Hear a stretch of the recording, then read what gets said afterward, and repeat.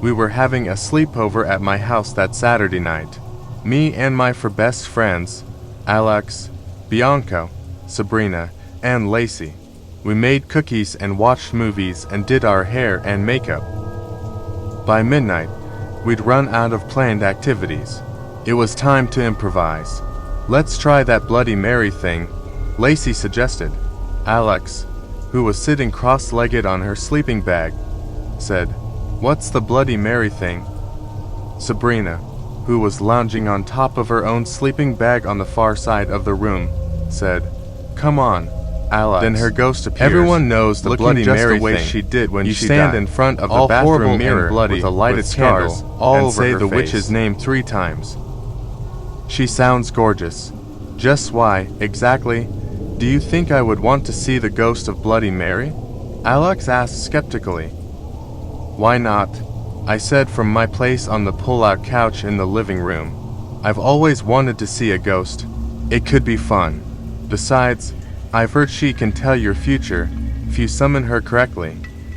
And if you don't summon her correctly, or if she's in a bad mood, the ghost of Bloody Mary will rip your eyes out and leave your face horribly scarred, Lacey said dramatically. Or you will be found dead with claw marks all over your face and body. Or you could be trapped in the mirror with Bloody Mary for eternity, Sabrina added. Ooh, that sounds like fun. Disfigurement, death, or entrapment. What a fabulous way to spend eternity, Alex said sarcastically. Where do I sign up? It's a load of crap, Bianca said as she tried to balance on one foot on the arm of the pull-out couch. It's just a story told to scare little kids. Bloody Mary isn't real. I've heard it's real, I said. My friend Katie tried it once and saw the ghost in the mirror. Bloody Mary told Kate that when she grows up she is going to become a research doctor who cures cancer and saves lots of lives and wins a Nobel Prize. Hogwash, said Bianca dismissively. There's only one way to know for sure, said Sabrina. Come on, let's try it. I ran to the supply closet to get a candle and matches, and all of us, even Alex and the disbelieving Bianca, crowded into our large downstairs bathroom. This is a bad idea, Alex said nervously as we lit the candle. It's not. It's the perfect thing to do at a sleepover, I said. Like telling ghost stories. Only this one might be true. Here, you hold the candle. I thrust the flickering candle into Alex's hand. Once the candle was lit, Bianca turned all the bathroom lights. As we stood before the bathroom mirror, I told everyone the story of Bloody Mary. Bloody Mary was the name of an evil witch that lived back in colonial times.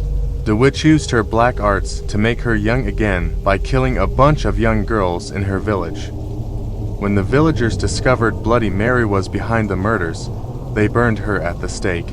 Bloody Mary used mirrors to help her locate and enchant her victims, and she cursed all mirrors when the villagers executed her, so that anyone chanting her name 3 times would be pulled into the mirror with her to spend eternity in the flames. By the time I finished the eerie tale, all my friends were looking a little nervous, but we were excited too. Maybe we'd see a real ghost. The candle in Alex's hand flickered a moment, and then steadied as the 5 of us chanted Bloody Mary's name 3 times in front of the bathroom mirror. I held my breath, not know what to expect, and wondered what Bloody Mary might say about my future. Maybe I would marry Robbie when I graduated from college. Robbie was a cute boy that I liked in my science class. The 5 of us waited tensely as we gazed without blinking at our faces reflected in the glass. The only sound was the ticking of the little wind-up clock my mom kept in the bathroom. I strained my eyes, trying to see through the mirror into some another realm that I both dreaded and hoped might be there.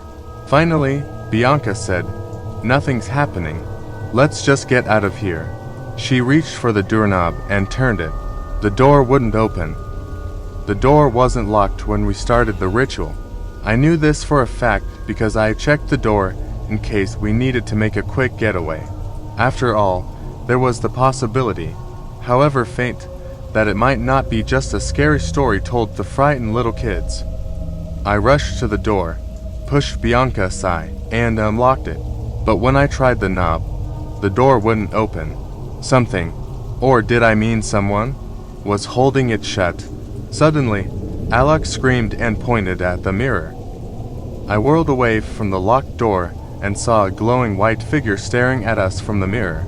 Her face was twisted with malice and flames seemed to flicker round her. In one hand she held a bloody knife. It was Bloody Mary. We all screamed and my friends backed away from the mirror, all but Alex, who stood frozen by the bathroom sink with a candle still clutched in her shaking hand. All of a sudden, Bloody Mary lunged forward, her knife hand coming straight out of the mirror and striking Alex fiercely in the face. Long scratches appeared on Alex's cheeks, and she staggered backward with a gasp of pain, hands coming up to protect her face. A wave of heat and anger poured out of the mirror in a blast that blew us head over heels.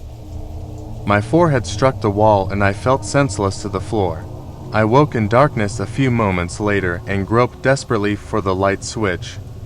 When I turned it on, I found Lacey unconscious beside me and Alex blacked out beside the bathroom sink with deep scratches all over her arms and legs and face.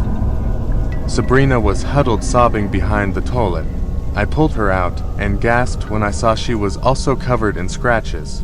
She'd been standing too close to the mirror and the ghost had knifed her too. I shook Lacey and Alex awake and the four of us clung together weeping and shaking with fear. I told you this was a bad idea, Alex gasped. My eyes widened suddenly when I realized there were only four of us crouching on the bathroom floor. Where's Bianca? I cried in alarm. I leapt to my feet and stared at the bathroom mirror, but it only reflected the wall and my frightened face. Oh dear Lord, what if Bianca was pulled into the mirror with Bloody Mary? Would we ever see her again? What would I tell her parents? Try the door again, Alex gasped, lunging forward to grab the knob. It opened immediately. Apparently, the door was released from the lock spell as soon as Bloody Mary disappeared. We ran to the living room, hoping to find Bianca huddled in her sleeping bag. She wasn't there. We searched all over the downstairs for her. I was about ready to wake my parents and confess the whole stupid mess to them when Lacey gave a yell from the laundry room. Bianca was lying unconscious beside the washing machine with blood and scratches all over her face. The ghost had scratched a message deep into the flesh of her right forearm. It said, "I am real." My stomach lurched and I wanted to throw up when I saw Bloody Mary's message. Instead, I knelt down and shook my friend's shoulder, trying to wake her up. After nearly a minute of calling her name, Bianca finally opened her eyes. She groaned and rolled to a sitting position. "What happened to you?" I asked, dabbing at her cuts with a hand towel from the bathroom. "After that horrible ghost knocked the four of you down. It grabbed me by the hair and pulled me through the mirror," Bianca said with a shudder. I felt something scratching my face and hands, and I tried to fight back, but I was knocked to the ground and dragged along a cold floor by my hair. The ghost tossed me into a dark room. That's all I remember until I heard your voices and the light came on.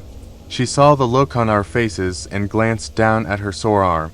She went so white I thought she would faint again, so I pushed her head between her knees until the dizziness passed. We cleaned up the blood on Sabrina and Alex and Bianca, and then the five of us huddled in the living room for the rest of the night, too scared to sleep. We made up some story in the morning for my parents by bumping into the furniture while playing a game to explain the scratches on my three friends. No one showed them the message on Bianca's arms. We've had other sleepovers since that night, but my friends and I never tried the Bloody Mary ritual again.